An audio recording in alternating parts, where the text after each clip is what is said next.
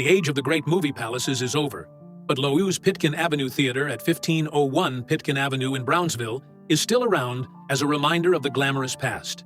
In the teens and into the 1930s, movie palaces were built to provide an escape into the fantasy world of live theater follies and Hollywood motion pictures, with exciting stories of beautiful leading ladies and handsome leading men. For your average person, the theater itself would be an escape.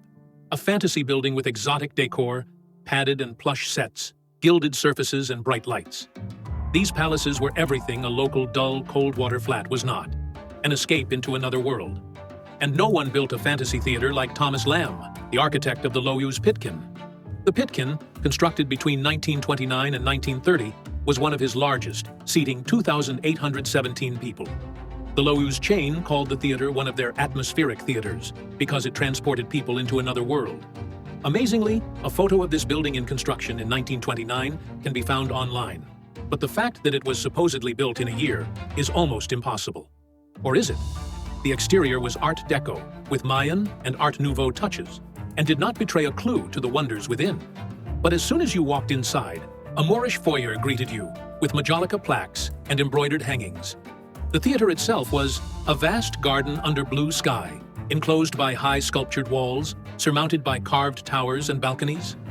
The women's lounge was Persian, with oriental furnishings, and the men's had a collection of African tribal weapons. Brownsville's population at that time was working-class Jewish. The theater was a popular venue for actors of the day, such as Milton Berle, Humphrey Bogart, and Jackie Gleason. Al Jolson gave his last performance here, but Brownsville was changing, and by the 1960s was synonymous with large housing projects and dire poverty, the poorest part of Brooklyn. The Pitkin slowly deteriorated and closed in 1969. Like many theaters, it became a church for a while, and then a furniture store and warehouse. Then it just sat empty for more than 40 years, while its roof and walls deteriorated and its ceilings, balconies, and once fine features collapsed or hung on by a thread. The building looked doomed, soon to be an urban footnote. In 2008, Poco Partners, led by president and owner Ken Olson, bought the Pitkin for $8 million.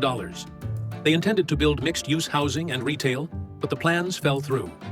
In 2010, they began a $43 million renovation of the property, this time for a charter school, with commercial and retail space. They received funding from the Goldman Sachs Urban Investment Group and federal New Markets tax credits, among others.